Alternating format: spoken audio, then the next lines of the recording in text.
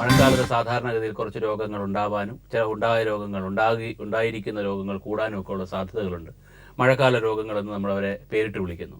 മഴക്കാല രോഗങ്ങൾക്ക് ഒരു പ്രതിരോധം അല്ലെങ്കിൽ മഴക്കാല രോഗങ്ങൾ വരാതെ എങ്ങനെ നോക്കാം, വന്നാൽ അതിൻ്റെ ചികിത്സാ സാധ്യതകൾ എന്തൊക്കെയാണ്, ഹോമിയോപ്പതി എന്ന് പറയുന്ന വൈദ്യശാസ്ത്ര ശാഖയ്ക്ക് ഈ രംഗത്ത് എന്താണ് ഓഫർ ചെയ്യാനുള്ളത്, ഇതാണ് ഇന്നത്തെ വിഷയം. ഈ വിഷയത്തെക്കുറിച്ച് സംസാരിക്കാൻ എന്നോടൊപ്പമുള്ളത് ഡോക്ടർ രാമചന്ദ്ര വാര്യർ. അദ്ദേഹം എറണാകുളം DMO ആണ് ഹോമിയോപ്പതിയുടെ. അദ്ദേഹത്തോട് തന്നെ കൂടുതൽ കാര്യങ്ങൾ നമുക്ക് ചോദിക്കാം. Good morning doctor Warrier. നമസ്കാരം. നമസ്കാരം. അപ്പോൾ ഞാനിപ്പോൾ പറഞ്ഞു നമ്മുടെ വിഷയം എന്താണെന്ന് പറഞ്ഞു, മഴക്കാല രോഗങ്ങളാണ് നമ്മുടെ വിഷയം. ഈ മഴക്കാല രോഗങ്ങൾ എന്ന് പറയുന്ന ഒരു വിഭാഗം രോഗങ്ങൾ, അല്ലെങ്കിൽ അങ്ങനെ ഒരു പേരിട്ട് ഒരു ഗ്രൂപ്പിനെ വിളിക്കേണ്ട ആവശ്യം എന്താണ്? ശരിക്കു പറഞ്ഞാൽ മനുഷ്യനുള്ള കാലം മുതൽ തന്നെ മഴക്കാലമുണ്ട്, എല്ലാ കാലാവസ്ഥകളും ഉണ്ട്. പക്ഷേ ആ കാലത്ത് മാത്രം വരുന്ന അസുഖങ്ങൾക്കൊരു പ്രത്യേകതകളൊന്നും ഇല്ല ശരിക്കു പറഞ്ഞു കഴിഞ്ഞാൽ. പക്ഷേ ഇപ്പോൾ വരുന്നതിൻ്റെ പ്രധാന കാരണം ഏറ്റവും പ്രധാനമായിട്ടുള്ള ഒരു കാരണം എന്ന് പറഞ്ഞാൽ മലയാളികളുടെ പനിപ്പേടിയാണ്. ഏറ്റവും പ്രധാനമായിട്ട് കണ്ടുവരുന്ന വർഷാവർഷം വരുന്ന പനിയെ കുറിച്ചുള്ളൊരു ഭീതി മലയാളികൾക്ക് കൂടുതലായിട്ടുണ്ട്. അതുകൊണ്ടാണ് പ്രധാനമായിട്ടും മഴക്കാലം വരുമ്പോഴത്തേക്കും നമുക്ക് ഈ എന്താ പറയുക പേടി ഉണ്ടായിക്കൊണ്ടിരിക്കുന്നത്. ശരിക്കും പറഞ്ഞാൽ ആ സമയത്ത് മാത്രം പേടി ഉണ്ടായിട്ട് കാര്യമൊന്നുമില്ല. ഇതൊരു ദിനചര്യയായിട്ട് തന്നെ കൊണ്ടുപോകണം. മഴക്കാലത്ത് വരുമ്പോഴത്തേക്കും ചിരട്ട കമഴ്ത്തി വെക്കുക, വെള്ളം പറ്റുന്ന ഈർപ്പം പറ്റുന്ന സാധനങ്ങളൊക്കെ മാറ്റി വെക്കുക, ഇതൊന്നും മഴക്കാലത്ത് മാത്രം ചെയ്യേണ്ട കാര്യമല്ല.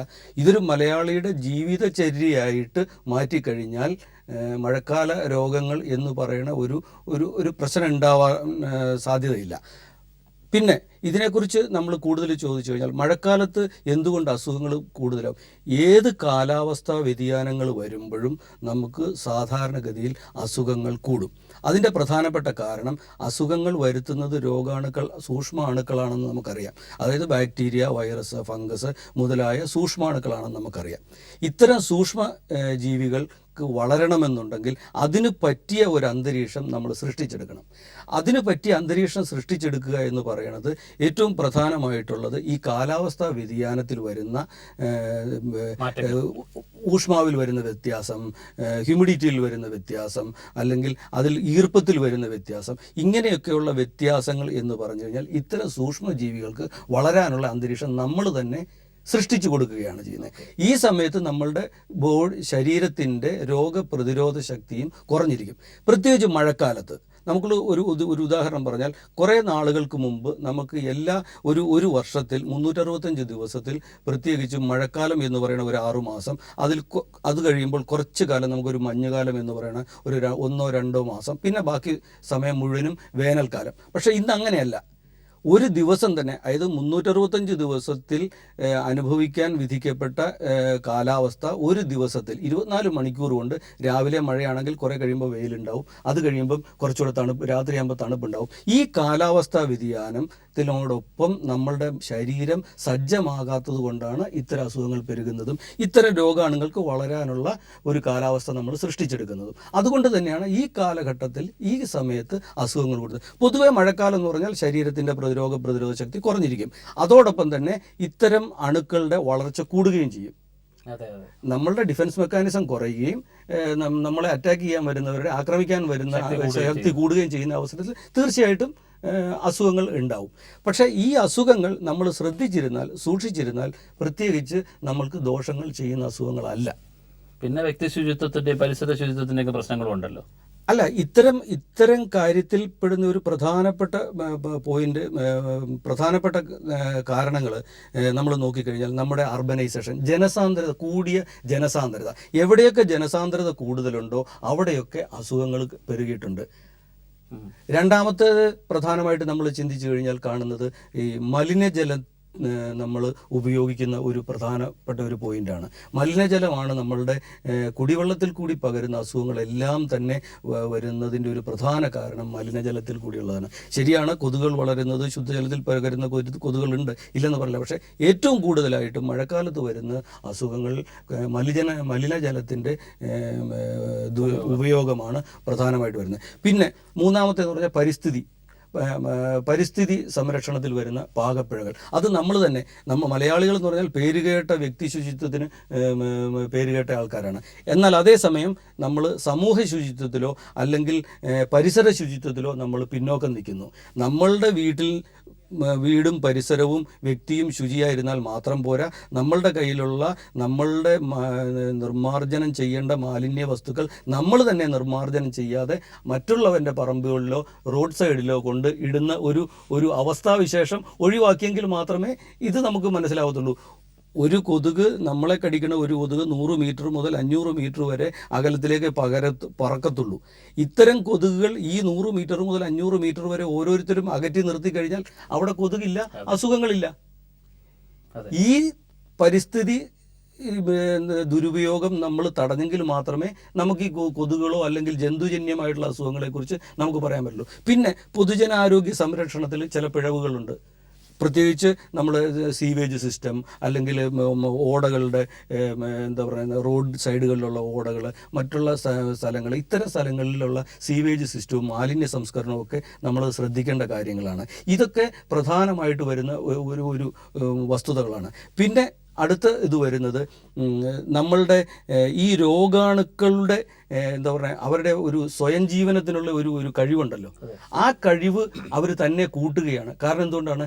ഏറ്റവും പ്രധാനമായിട്ട് പഠനങ്ങൾ കാണിക്കുന്നത് നമ്മളുടെ ഈ പെസ്റ്റിസൈഡ്സിൻ്റെ ഉപയോഗം, ശരിക്കും പറഞ്ഞാൽ ഉപയോഗം എന്ന് പറയാൻ പറ്റില്ല, ദുരുപയോഗം, പെസ്റ്റിസൈഡുകളുടെ ദുരുപയോഗം ഇത്തരം ജന്തുക്കളുടെ അല്ലെങ്കിൽ കൊതുക് മുതലായ പക്ഷിമൃഗാദികളുടെ അല്ലെ രോഗം പരത്തുന്ന വസ്തുക്കൾ ജീവജാലങ്ങളുടെ പ്രതിരോധ ശക്തി കൂട്ടുകയും അവർക്ക് ഇത്തരം പെസ്റ്റിസൈഡ്സ് പിന്നീട് അടിച്ചാലും അവരെ നശിപ്പിക്കാൻ സാധിക്കണില്ല.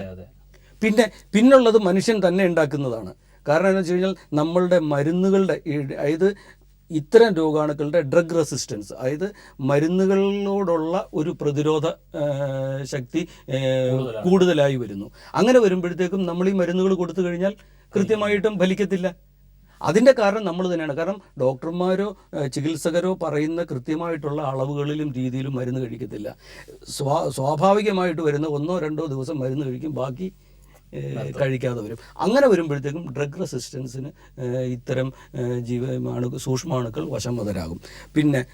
പിന്നുള്ളത്, ഇപ്പോൾ നമ്മൾക്കറിയാം, പണ്ട് കാലത്ത് വാഹന സൗകര്യങ്ങളും മറ്റുള്ള ഇതും കുറവായിരുന്നു. ഇന്നിപ്പോൾ നമ്മൾ കണ്ടമാനം അന്താരാഷ്ട്ര യാത്രകളും കൂടുതലാണ്. നമ്മളുടെ ബോഡി അതുപോലെ അതിനുമായിട്ട് യോജിപ്പിച്ചിട്ടല്ല നമ്മൾ ഒരു യാത്രയ്ക്ക് പോകുന്നത്. നമ്മളൊരു യാത്രയ്ക്ക് പോയി 10 ദിവസം എവിടെയെങ്കിലും പോയി അവിടുന്ന് തിരിച്ചു വരുമ്പോൾ നമ്മൾ എന്തെല്ലാം കൊണ്ടുവന്നു എന്നുള്ളത് നമുക്ക് തന്നെ അറിയത്തില്ല. അതാണ് അത്തരം യാത്രകളും ഒരു പരിധിവരെ അസുഖങ്ങളുടെ വ്യാപനത്തിന് കാരണമാകുന്നുണ്ട്. വെറുതെ മഴക്കാലം എന്ന് മാത്രം പറയുന്നതിനോട് നമുക്ക് കൃത്യമായിട്ട് യോജിക്കാൻ പറ്റില്ല. ഓക്കെ, മഴക്കാലത്ത് അസുഖങ്ങളുണ്ട്, അത് നമ്മുടെ ശരീരത്തിൻ്റെ രോഗപ്രതിരോധ ശക്തി കുറയുന്നത് കൊണ്ടാണ്. ഡോക്ടർ, ഇപ്പോൾ നമ്മൾ മഴക്കാല രോഗങ്ങൾ വരാനുള്ള കാര്യങ്ങൾ എന്താണ്, മഴക്കാല രോഗങ്ങൾ എന്താണെന്നൊക്കെ ഡോക്ടർ പറഞ്ഞു. സാധാരണയായി ഈ ഒരു സീസണിൽ കാണുന്ന അസുഖങ്ങൾ, കൂടുതലായി കാണുന്ന അസുഖങ്ങൾ എന്തൊക്കെയാണ്? നമുക്ക് അസുഖങ്ങൾ, ഈ സമയത്ത് വരുന്ന അസുഖങ്ങൾ എന്ന് പറയുമ്പോഴത്തേക്കും നമുക്കതിനെ മൂന്ന് ഭാഗങ്ങളായിട്ട് കാണാം. ഒന്ന് വായുവിൽ കൂടി പകരുന്ന അസുഖങ്ങൾ, 2 ജലത്തിൽ കൂടി പകരുന്ന അസുഖങ്ങൾ, 3 ജന്തുക്കൾ മാത്രം പകർത്തുന്ന അസുഖങ്ങൾ. ഇങ്ങനെ നമുക്ക് തരംതിരിക്കാം. ഏറ്റവും പ്രധാനമായിട്ട് നമ്മൾ വായുവിൽ കൂടി പകരുന്ന അസുഖങ്ങൾ തന്നെ നമുക്ക് ആദ്യം തുടങ്ങാം. മിക്കവാറും ഇത്തരം അസുഖങ്ങൾ എന്ന് പറയുന്നത് വൈറസ് ബാധ മൂലം ഉണ്ടാകുന്നതായിരിക്കും. നമുക്ക് തുടങ്ങാം, ചെറിയ ജലദോഷം മുതൽ നമുക്ക് തുടങ്ങാം. ജലദോഷം, പനി അല്ലെങ്കിൽ ഇൻഫ്ലുവൻസ, ആ ഗ്രൂപ്പിലുള്ള പനി. അതിൻ്റെ അടുത്ത ഘട്ടത്തിലേക്ക് വരുമ്പോഴത്തേക്ക് എന്ന് പറഞ്ഞാൽ പല തരത്തിൽ നമുക്കറിയാം, പലതരം ജന്തുക്കളുടെയും പക്ഷിമൃഗാദികളുടെയും ഒക്കെ പേരിലുള്ള അസുഖങ്ങൾ നമുക്കിപ്പോൾ ഉണ്ട്. ഓരോ വർഷാവർഷവും എന്തൊക്കെ പനികളാണ് വരുന്നതെന്ന് നമ്മൾ തന്നെ പേരിട്ട് പിടിച്ചുകൊണ്ടിരിക്കുകയാണ്. മനുഷ്യൻ്റെ പേരൊഴികെ മറ്റുള്ള എല്ലാവരുടെയും പേരുകൾ ഇട്ടിട്ട് ഉള്ള അസുഖങ്ങളുണ്ട് നമുക്ക്. അപ്പം അതിലേറ്റവും പ്രധാനമായിട്ട് നമ്മളുടെ ഇടയിൽ കണ്ടുവരുന്ന പ്രധാനമായിട്ടുള്ള അസുഖങ്ങൾ എന്ന് പറയുന്നത് ഈ സാധാരണ കണ്ടുവരുന്ന ജലദോഷം, ഇൻഫ്ലുവൻസ എന്ന് പറയും, അല്ലെങ്കിൽ വൈറൽ ഫീവർ, പകർച്ചപ്പനി എന്ന് നമുക്ക് പറയാം. ഇതിൻ്റെ പ്രധാനമായിട്ടുള്ള ലക്ഷണങ്ങൾ, ഏറ്റവും പ്രധാനം ശരീരവേദന എന്നുള്ളതാണ്. തുമ്മലും ജലദോഷം ഉണ്ടാവുന്നതോടൊപ്പം തന്നെ നമുക്ക് കഠിനമായിട്ടുള്ള ശരീരവേദന ഉണ്ടാവും, പേശി വേദന ഉണ്ടാവും, മസിലുകൾക്ക് വേദന ഉണ്ടാവും. അത് പ്രായഭേദം ഭേദമന്യേ അല്ലെങ്കിൽ പ്രായത്തിൻ്റെ അനുസരിച്ച് കുട്ടികൾക്കും വൃദ്ധന്മാർക്കും ഇതിൻ്റെ ആ സിവിയറിറ്റി കുറച്ച് കൂടുതലായിരിക്കും. മറ്റുള്ളവർക്കെന്ന് പറയുമ്പോൾ അതായത് രോഗപ്രതിരോധത്തിൻ്റെ അനുസരിച്ച് അവർക്ക് വ്യത്യാസങ്ങളായിരിക്കും. അതുപോലെ തന്നെ മറ്റ് അസുഖങ്ങളുള്ളവർക്കും ഇത് കൂടുതലായിരിക്കും. മറ്റ് അസുഖങ്ങളും മറ്റ് മരുന്നുകളും ഒക്കെ കഴിക്കുന്നവർക്ക് സ്വാഭാവികമായിട്ട് അവരുടെ രോഗപ്രതിരോധ ശക്തി കുറവായിരിക്കും. അപ്പം തുമ്മൽ, ജലദോഷം, അല്ലെങ്കിൽ പനി, അല്ലെങ്കിൽ തൊണ്ടവേദന, മേലുവേദന, ശക്തികൾ, ചിലർക്ക് തൊണ്ടവേദന ഉണ്ടാവും, മൂക്കടപ്പുണ്ടാവും. ഇതൊക്കെ കാണിക്കുന്നത് ഇത്തരം വൈറൽ ഫീവറിൻ്റെ ഒരു ലക്ഷണങ്ങളാണ്. ഇത് കൂടി കഴിയുമ്പോഴാണ് അതിൻ്റെ കൂടെ സെക്കൻഡറി ഇൻഫെക്ഷൻ കൂടെ വരുമ്പോഴത്തേക്കുമാണ് മൂക്കിൽ എന്താ പറയുക മഞ്ഞക്കപ്പം വരുന്നു, ചുമ വരുന്നു, അല്ലെങ്കിൽ ഇതൊരു ചെറിയൊരു ന്യൂമോണിയയുടെ ബ്രോങ്കൈറ്റിസ് മാറി ന്യൂമോണിയയുടെ ലെവലിലേക്ക് പോകാം. അവിടെയാണ് നമ്മൾ കൂടുതൽ ശ്രദ്ധിക്കേണ്ടത്. ഇപ്പോൾ ആദ്യത്തെ പനി ജലദോഷത്തിന് മരുന്ന് കഴിച്ചാലും കഴിച്ചില്ലെങ്കിലും 7 ദിവസം കൊണ്ട് അസുഖം മാറും എന്നുള്ളൊരു രീതിയിൽ പോകാം. പക്ഷേ എന്നിരുന്നാൽ തന്നെ അടുത്ത ഘട്ടത്തിലേക്ക് പ്രത്യേകിച്ച് കുട്ടികളുടെ കാര്യത്തിൽ ഒരു 101 ഡിഗ്രി സെൻറ്റിഗ്രേഡ് അല്ല 101 ഡിഗ്രി ഫാരൻഹീറ്റിൽ പനി വന്നു കഴിഞ്ഞാൽ നമ്മളത് ശ്രദ്ധിക്കണം. അതിൽ കൂടുതൽ വരുമ്പോൾ നമ്മൾ തീർച്ചയായിട്ടും ശ്രദ്ധിക്കണം. പ്രത്യേകിച്ച് 5 വയസ്സിൽ താഴെയുള്ള കുട്ടികൾക്ക് ഈ 101 ഡിഗ്രി ഫാരൻഹീറ്റ് എന്ന് പറയുന്നത് വളരെ ഇമ്പോർട്ടൻ്റ് ആയിട്ടുള്ള ഒരു സംഗതിയാണ്. 102 കൂടുതലായി കഴിഞ്ഞാൽ ഫെബ്രൈൽ ഫിറ്റ്സ് വരാനുള്ള സാധ്യത കൂടുതലാണ്. അതുകൊണ്ട് ആ ഒരു ഘട്ടം, പക്ഷേ അതുവരെ പനി നല്ലതാണ് താനും. രോഗപ്രതിരോധ ശക്തിയുടെ രോഗാണുക്കൾക്ക് വളരാൻ നല്ലൊരു സാഹചര്യം ഉണ്ടാക്കി കൊടുക്കുന്നത് പോലെ തന്നെ, നല്ലൊരു ബെഡ് ഉണ്ടാക്കി കൊടുക്കുന്ന പോലെ തന്നെ ഈ രോഗപ്രതിരോധ ശക്തിക്കും ശരീരത്തിന് ഊഷ്മാവെന്ന് പറയുന്നത് രാസത്വരകമായിട്ട് അത് വർക്ക് ചെയ്യുന്നതാണ്. അതുകൊണ്ട് 101 ഡിഗ്രി ടെമ്പറേച്ചർ എന്ന് പറഞ്ഞാൽ അതത്ര കൂടുതലൊന്നുമില്ല. ആൾക്കാർ, നമുക്കറിയാം, രോഗികൾ വന്ന് നമ്മളോട് പറയും, അയ്യോ ഇന്നലെ രാത്രി എൻ്റെ കൊച്ചിന് ഇത്ര പനി ഉണ്ടായിരുന്നു എന്ന് പറയും. പക്ഷെ അതിൽ നമ്മൾ കണക്കുണ്ട്. അതവരെ പറഞ്ഞ് മനസ്സിലാക്കിയ പനി നല്ലതാണ്. എവിടം വരെ? ഇന്ന സ്റ്റേജ് വരെ പനി നല്ലതാണ്. അത് 5 വയസ്സിൽ താഴെയുള്ള കുട്ടികളെ പ്രത്യേകം ശ്രദ്ധിക്കുകയും വേണം. അത് കഴിഞ്ഞാലും ഈ 101 ഡിഗ്രി കഴിഞ്ഞാൽ നമ്മൾ തീർച്ചയായിട്ടും ഡോക്ടറെ കണ്ടിരിക്കണം. ഡോക്ടറെ കണ്ട് ചികിത്സ ഡോക്ടർ പറയുന്ന പോലെ തന്നെ നമ്മൾ ചെയ്തിരിക്കണം. അല്ലെങ്കിൽ അത് അടുത്ത ഘട്ടത്തിലേക്ക് പോകാനുള്ള സാധ്യതയുണ്ട്. അവിടെയാണ് നമ്മൾ ശ്രദ്ധിക്കേണ്ടത്. സാധാരണ പനിക്ക് നമ്മളൊരു പനി കുറയ്ക്കാൻ വേണ്ടിയിട്ട് മരുന്ന് കൊടുത്ത് ഒരു അസുഖം പനി മാറ്റാൻ കൺട്രോൾ ചെയ്യാന്ന് പറഞ്ഞാൽ അത് തെറ്റ് തന്നെയാണ്. അതെ. അത് രണ്ടാമത്തെ ഘട്ടത്തിലേക്ക് വരുമ്പോൾ തീർച്ചയായിട്ടും നമ്മളത് അത് ചുമ അല്ലെങ്കിൽ ന്യൂമോണിയയുടെ കഫക്കെട്ട്, മഞ്ഞക്കഫം വരിക. മഞ്ഞക്കഫം വരിക എന്ന് പറഞ്ഞാൽ പച്ച നിറത്തിൽ വരികയോ അല്ലെ മഞ്ഞ നിറത്തിൽ വരികയോ ചെയ്താൽ തീർച്ചയായിട്ടും നമ്മളത് ഡോക്ടറെ കൊണ്ട് തന്നെ കാണിച്ച് ചികിത്സിപ്പിക്കുക തന്നെ വേണം, നിർബന്ധമായിട്ട് വേണം.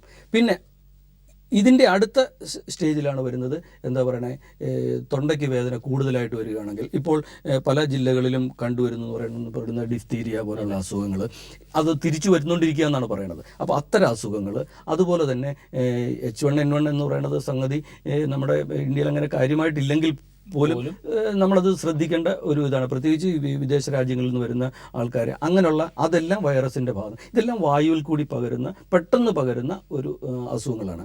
ഇനി അടുത്ത ഇതിലേക്ക് നമ്മൾ പോയാൽ ഈ ജലത്തിൽ കൂടി പകരുന്ന അസുഖങ്ങൾ. ഈ മഴക്കാലത്ത് ഏറ്റവും കൂടുതലായിട്ട് കണ്ടുവരുന്നത് ജലത്തിൽ കൂടി പകരുന്നത്. അതിലേറ്റവും പ്രധാനമായിട്ട് വയറിളക്ക രോഗങ്ങളാണ് പ്രധാനമായിട്ട് വരുന്നത്.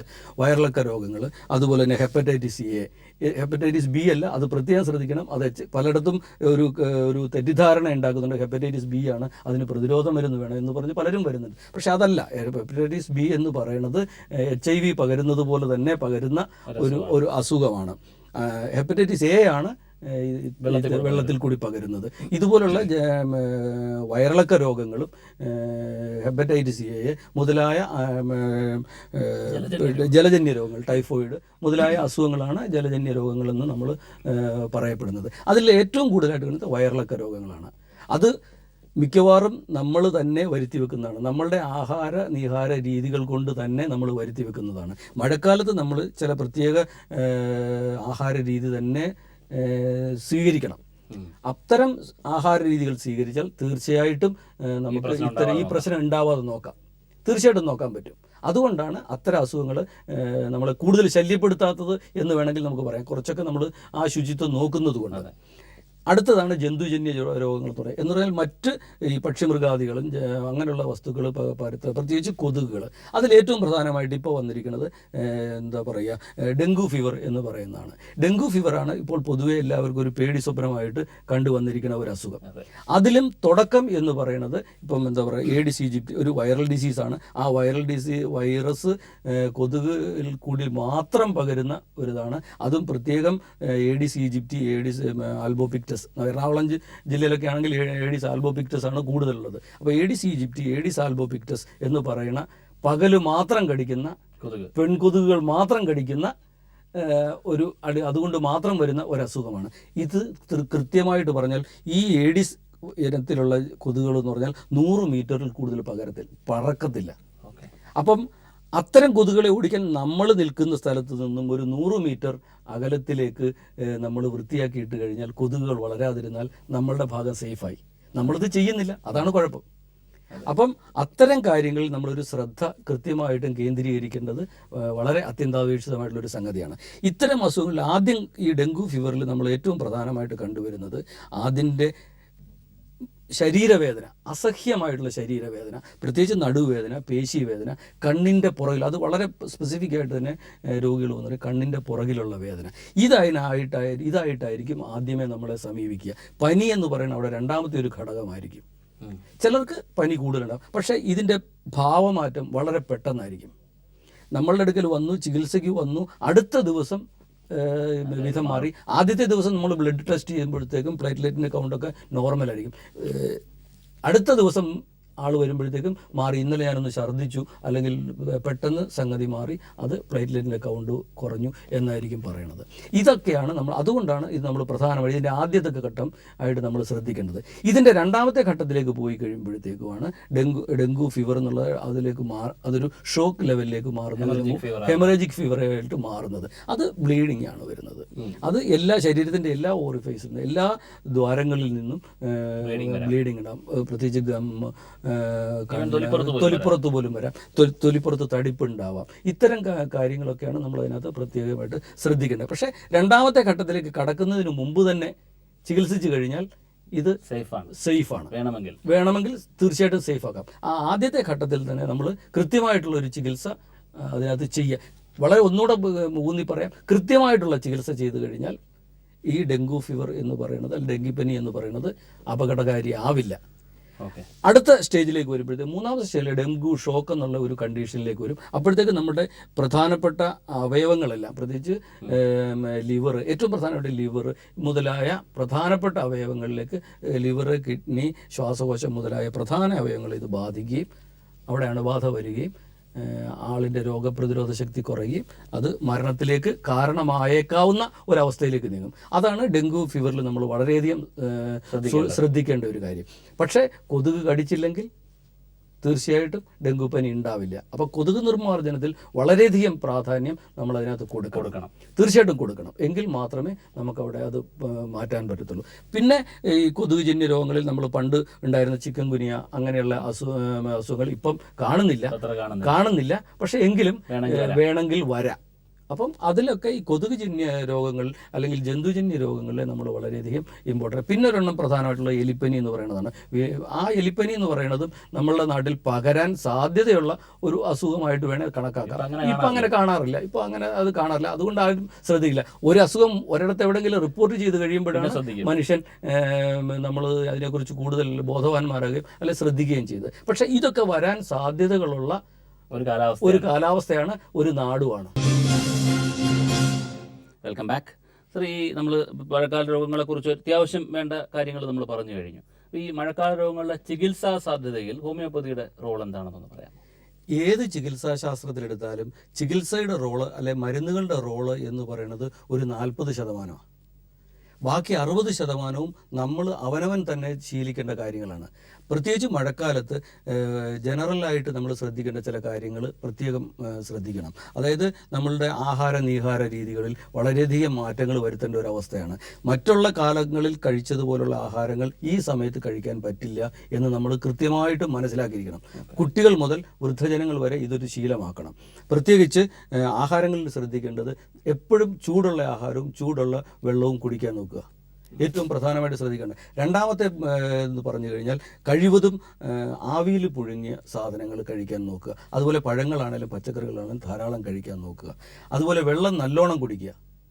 ഏറ്റവും പ്രധാനപ്പെട്ട, മഴക്കാലത്ത് ദാഹം ഉണ്ടാവില്ല, വെള്ളം കുടിക്കത്തില്ല. ആ ശീലം മാറ്റിയിട്ട് കൃത്യമായിട്ടും ആവശ്യത്തിനുള്ള വെള്ളം കുടിക്കണം.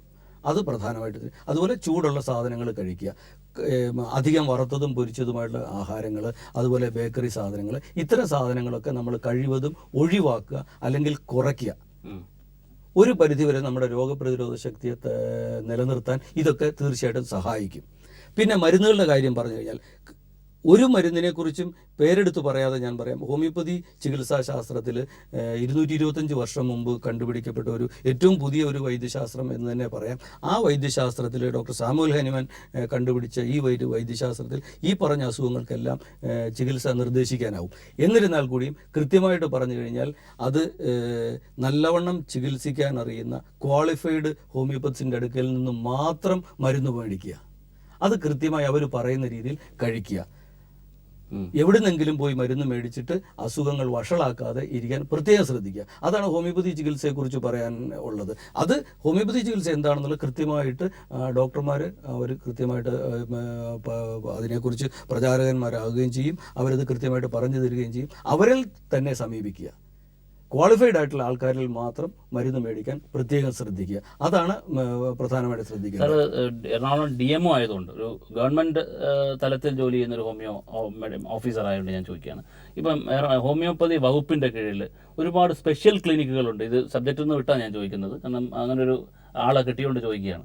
അപ്പം സബ്ജക്റ്റ് അല്ലാത്തതുകൊണ്ട് ഞാൻ എടുത്തു പറഞ്ഞതുകൊണ്ട് ഒരുപാട് സ്പെഷ്യൽ ക്ലിനിക്കുകൾ പ്രവർത്തിക്കുന്നുണ്ട്. അതിനെക്കുറിച്ചൊന്ന് പറയാമോ? തീർച്ചയായിട്ടും. ആദ്യമായിട്ട് പറയുകയാണെങ്കിൽ ഈ നമ്മളുടെ ഇന്നത്തെ സബ്ജക്റ്റിനെ കുറിച്ച് തന്നെ തുടങ്ങാം. റീച്ച് എന്ന് പറഞ്ഞ rapid epidemic action cell in homoeopathy എന്ന് പറയുന്ന ഒരു പ്രത്യേക പ്രതിരോധ വിഭാഗം നമുക്കുണ്ട്. അത് തുടങ്ങിയിട്ട് 2000 മുമ്പ് തുടങ്ങിയ ഒരു പ്രൊജക്റ്റാണ്. ആ പ്രൊജക്റ്റ് ഇപ്പോൾ എല്ലാ ജില്ലകളിലും സംസ്ഥാനത്തു നിന്നുള്ള നിർദ്ദേശപ്രകാരം എല്ലാ ജില്ലകളിലും ഇത് കൃത്യമായിട്ട് വർക്ക് ചെയ്യുന്നുണ്ട്. അതാണ് ഇപ്പോഴത്തെ പ്രത്യേകിച്ച് എപ്പിഡമിക്കിൻ്റെ കാലത്ത് നമ്മളിത് കൂടുതലും വർക്ക് ചെയ്യുന്നത് റീച്ചിൻ്റെ നിർദ്ദേശപ്രകാരമാണ്. അതിനകത്ത് സർക്കാർ മെഡിക്കൽ ഓഫീസേഴ്സ് മാത്രമല്ല, പ്രൈവറ്റായ ഡോക്ടർമാരും എല്ലാ അതായത് ക്വാളിഫൈഡ് ആയിട്ടുള്ള എല്ലാ ഡോക്ടർമാരും അതിനകത്ത് വർക്ക് ചെയ്യുന്നുണ്ട്. അല്ലെ, അവരെല്ലാവരുടെയും സഹകരണത്തോടു കൂടിയാണ് ഈ ഒരു പ്രസ്ഥാനം വർക്ക് ചെയ്യുന്നത്. പിന്നെ ഏറ്റവും പ്രധാനമായിട്ടുള്ള സദ്ഗമയ എന്ന് പറയുന്ന ഒരു പദ്ധതിയാണ്. അത് സ്കൂൾ കുട്ടികൾക്ക് വേണ്ടിയിട്ടുള്ള അവരുടെ ശാരീരികവും മാനസികവും ബൗദ്ധികവുമായിട്ടുള്ള വളർച്ചയ്ക്ക് ഉതകുന്ന രീതിയിൽ എല്ലാ ജില്ലാ ആശുപത്രികളെയും കേന്ദ്രമാക്കിയിട്ട് വർക്ക് ചെയ്യുന്ന ഒരു പ്രത്യേക പദ്ധതിയാണ് സദ്ഗമയ എന്നുള്ള പദ്ധതി. അത് എല്ലാ ജില്ലകളിലും നല്ല രീതിയിൽ നടക്കുന്നുണ്ട്. മൂന്നാമത്തെ ഒരു പ്രധാന പദ്ധതി എന്ന് പറയുന്നത് സീതാലയം. അമ്മമാരുടെയും സ്ത്രീകളുടെയും മാത്രം കാര്യങ്ങൾ നോക്കുന്ന പ്രശ്നങ്ങൾ നോക്കുന്ന, അവരുടെ ശാരീരികവും മാനസികവും ബൗദ്ധികവുമായിട്ടുള്ളത് മാത്രമല്ല നിയമപരമായിട്ടുള്ള പ്രശ്നങ്ങളും കൂടെ കൈകാര്യം ചെയ്യുന്ന സെൻ്ററുകളാണ്. എല്ലാ ജില്ലകളിലും അത് വർക്ക് ചെയ്യുന്നുണ്ട്. അതിൻ്റെ കീഴിൽ തന്നെ ഡി അഡിക്ഷൻ സെൻറ്റർ, എന്താ പറയുക, ലഹരി വിമുക്തി കേന്ദ്രങ്ങളാണ്.